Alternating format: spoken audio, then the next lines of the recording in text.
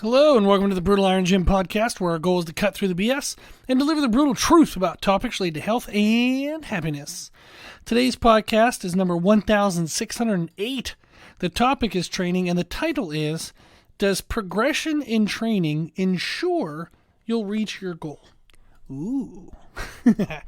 So I did a podcast recently, number 1605, so just a couple podcasts ago, and it was titled Social Media Impact on Fitness. In that podcast, I talked about people struggling to kind of understand or know if they're making progress in regards to like body recomposition, which would be like building muscle, improving muscle shape, while also losing body fat. And that people often struggle with that process mentally. A listener, or I guess not a viewer of the YouTube video because there isn't much to view, but a listener on YouTube commented, "Great podcast, man. I think one of the best ways to know that you're recomping, gaining muscle and losing fat, is to track your progress properly with lifts rather than just staring at the mirror/weight scale. If you're progressively overloading, then most likely your program is working. Social media very rarely brings this up." Loved it. Love that comment. Love. I love when people participate. It's super exciting and fun. And they're right. Very rarely do people talk about training progress as like an indicator as much as like the way you look or how much you weigh, would be. So I wanted to talk about it because when I read their comment, I wanted to make a comment, but I wanted to respond in kind of like a positive, supportive way. But as I went to respond, I realized it wasn't just an easy yes. It's not just I can't just agree with that. And not because I'm stubborn, but like it is definitely more of a yes than it is a no. But there are some like no elements in using training progress as a direct indicator of reaching your goals. And why? Like why is that? So I wanted to make a podcast about why there were some like no elements and it wasn't just a straight yes. The reason why is in progress in training typically means that you're improving the weight that you're using, the reps that you're performing, and or like a decrease in time, like you're able to do something faster. So that's pretty much what gets tracked, is how much weight am I using, how many reps am I performing, and or am I doing something faster or more efficiently. Now there are a million other ways. Somebody's doing mobility. Maybe they have a stretch and they're like, okay, how many degrees of bend can I create within this joint? And yeah, I know there's more out there. So, give me a break that I'm only listing 3. But these are, I think, are kind of like the big 3. In training, we try to lift more weight, we try to perform more reps, or we try to do something in less time, like make it go faster. So, training progressions are direct indicators of what those progressions relate to. So if I use heavier weight, then I might have gotten physically stronger, or I might have gotten technically better. Maybe I improved my technique on the movement, and therefore the strength that I have can be better used into a heavier weight load. So I didn't get any stronger. I might have just been better able to use my strength. Or I improved my confidence. Maybe I just feel more confident with the movement, so I'm okay to add 5 more pounds. I don't feel as, nervous about that. I don't try to like freak out and change the way I'm doing something because I just feel more confident. So typically if I add weight to something, I've gotten physically stronger and or technically better and or more confident. Then if I think about reps performed, like if I was able to increase the repetitions I was able to do, to some degree, strength could be part of that. If I'm stronger, then I can perform 1 or 2 extra reps with the same weight.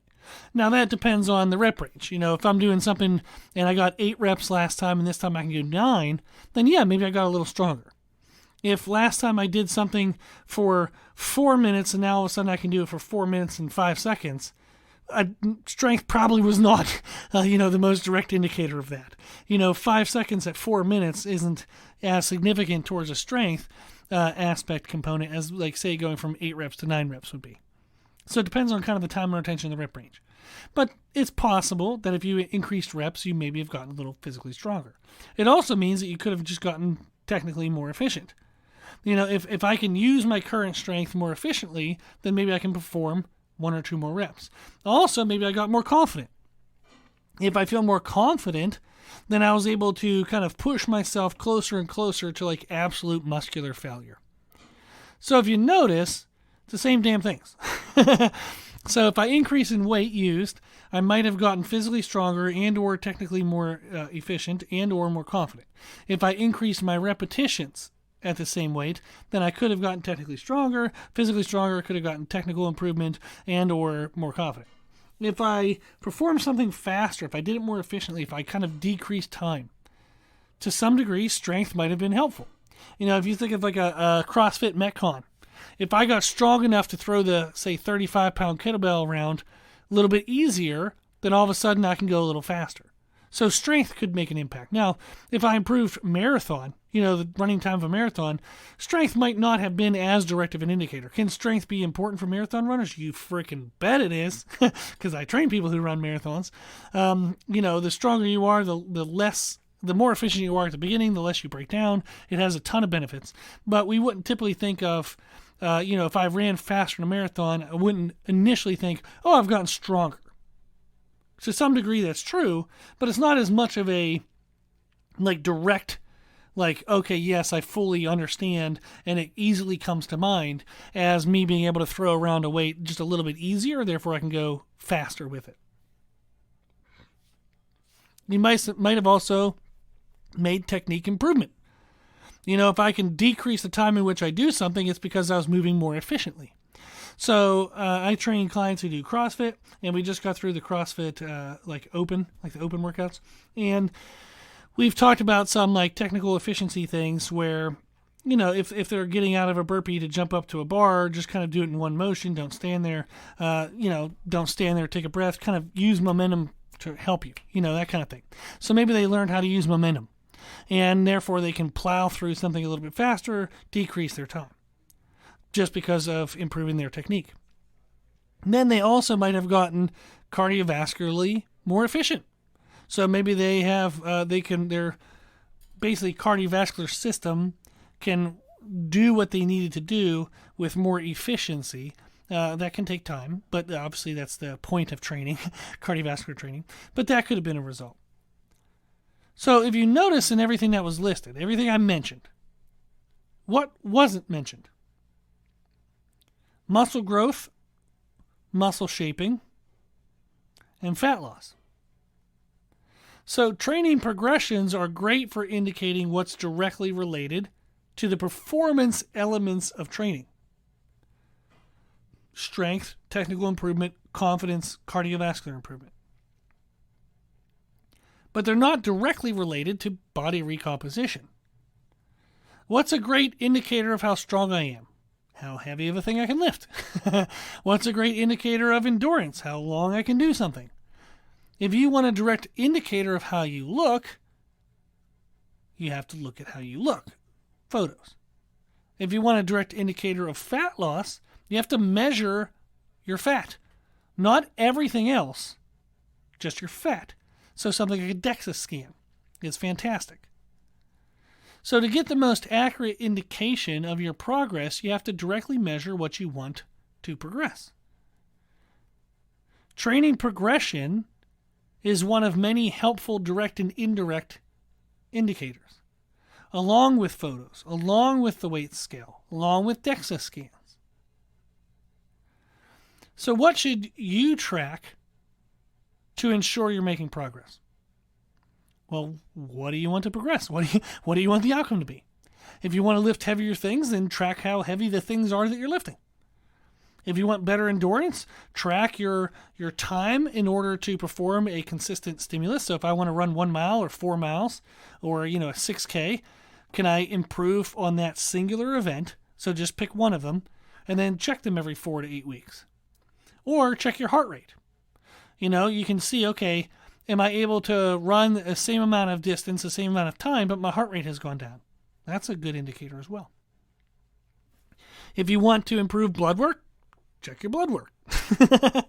If you want to improve your aesthetics, if you want to improve how you look at how you look.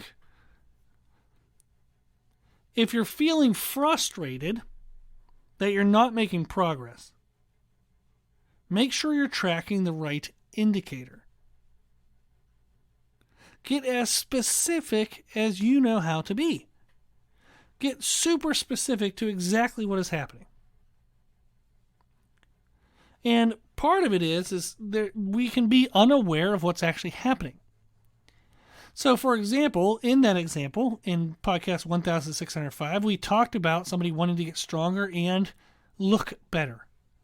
So they were tracking strength, like strength progressions in their training, and they were tracking body weight. Well, their strength is improving, so they know their strength is improving. But their weight isn't changing, so they assume that their look better goal isn't improving. But is body weight the best indicator of how you look? No, absolutely not. Body weight is a measurement of how much everything on you and in you weighs. That's all. That's what you're weighing everything on you and in you, not how fat you are. You're just weighing how much you weigh. How much does this body weigh? And this body includes fat, muscle, water, bones, food, hair, everything. Our body is more than just body fat. So when we weigh our body, we're weighing everything and body fat. So any and all or some of those elements could be changing. But your bones probably aren't changing, unless you lost a limb last night. Your fat could be changing, sure. Your muscle could be changing. Your water weight could be changing depending on what you ate, how active you are. Food could be changing. Maybe you ate something really slow digesting and it hasn't really left your system yet. Maybe you haven't eaten in a couple days, so all of a sudden you weigh a lot less. Your hair, you probably didn't get a significant haircut. So there are some things that aren't changing. There are some things that are changing, but there's more than just body fat. So any or all or some of those elements could be changing, but the net change doesn't indicate a singular element change. So if I go up or down 1 pound, that doesn't mean that a singular element of how much I weigh has gone up exactly 1 pound or down exactly 1 pound. The combination of everything that makes up how much I weigh has moved a pound up or a pound down. So body weight is not a direct indicator of how you look. If you want to track how you look, the best possible way to track how you look is to look at how you look. Photos. I know I'm sounding like a total smartass, but it's just to make it very evident. Nobody wants to be the before photo. Nobody wants to take a before photo. I know that because I am you as well. Like I train and exercise. I've been doing this since I was 15 years old. I'm 39, so 24 years. I still don't like taking photos. I still like taking photos because I don't look the way I wanted to look. I wanted to be a freaking professional bodybuilder and be paid to eat chicken and work out. That's what I thought my life was going to be when I was 15, 16 years old. I was like, I'm going to freaking crush it. I'm going to learn everything. I'm going to be super freaking jacked. I'm going to be a professional bodybuilder. I want to be 300 pounds, 20-inch arms, because at that time I thought that was big, and you're just like, man, that's what I want to do. So the inner me says, until I look like that, I don't want to take a photo because I don't want to look at the photo. It's ridiculous because I look at myself in the mirror every day. But when you look at a photo, it's like concrete evidence that exactly what you see in the mirror is actually the truth. It's funny that we can look in the mirror now and be like, man, if I'm in a good mood one day, I can notice some changes. If I'm in a bad mood, I'm like, I'm still disgusting and fat. So it changes based on our mood. But a photo is a photo. A photo is a photo. You look at it and you're like, damn, like that's it. So I understand nobody wants to take photos. But if you want to track how you look, looking at how you look makes the most sense. Tracking body weight makes very little sense because it's not a direct indicator. It is an indirect indicator, sure. But is it a good measurement of how you look? No. No, it's not. So a DEXA scan can be something you can do. I've talked about a DEXA scan. If you don't know what that is, just Google it. And for most people, if you live nearish a big city, you could probably get access to a DEXA scan for like $50 to $200. You can get that done, once or twice a year, and it'll actually tell you the exact weight, the exact amount of muscle and fat separately that you have on your body. So it is one hell of a way to get progress checked. So I live near Charlotte, North Carolina. So clients I have that are in this area, I send them to Charlotte and they get a DEXA scan done. It's better to do a DEXA. If you're not going to do photos, do a DEXA scan. Stop weighing yourself and do a DEXA scan or do the damn photos. The reason why is as you work and put in the efforts, as you track your training and you do see progressions, if you're tracking your nutrition and everything seems to be on point, how much you weigh is not an indicator of how much has changed. You could have lost fat and built muscle, storing more water in your muscles because now you're actually using the damn things.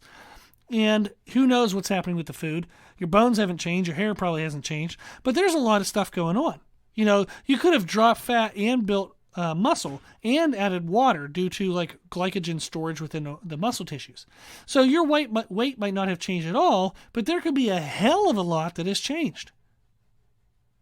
A DEXA scan is a direct indicator of that, and photos are a direct indicator. Photos are a direct indicator of how you look. DEXA scan is a direct indicator of how much fat you have versus how much muscle you have. So, does training progression ensure you'll reach your goal? Not necessarily. It's a good direct indicator for strength, technical improvement, and confidence, and or cardiovascular efficiency. Sure, yes.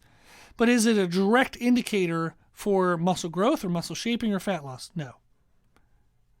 So it's something you can use along with other things to use. But if you want a direct indicator, photos for the way you look, DEXA scan for how much muscle and how much fat you have. Okay? Cool.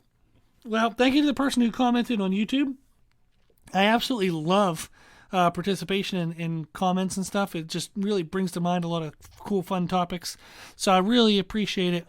And I just thank you to everybody who participates in some way.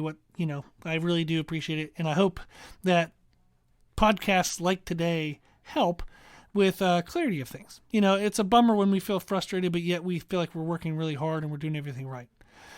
When it can be something as simple as we're just tracking the wrong thing.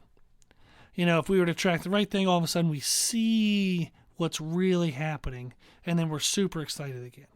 So hopefully this was helpful. If you have any follow-up questions, always feel free to email me. You can email me anything. I try to get back to everybody within 2 weeks, so give me 2 weeks. Be a little patient with me, but I will get back to you within 2 weeks. Okay, our email is brutalironjim@gmail.com if you ever want to reach out. Then if you like our podcast, please share the podcast. When you share it, let people know that we answer questions for free. That's the whole point of the service of the podcast is anything you want to know, you get a free answer for it. And then thank you to those who donate to support the podcast. The podcast is a lot of money for hosting costs every year. The donations do cover some of that, so I do appreciate them very, very, very much. Thank you very much for the donations. And then if you like the information we share in our podcast, I always do share more information on our Instagram. You can find us and follow us on there. Like today I just talked about on our website. We have free information for correcting diastasis recti. We have free nutrition information for how to set up your own nutrition program, how to manage arthritis, cholesterol, diabetes. We have a lot of free stuff on there. And I mentioned that on Instagram. So find us and follow us on Instagram, and then find us and follow us on YouTube as well. Okay. As always, I hope this was helpful, and thank you for listening.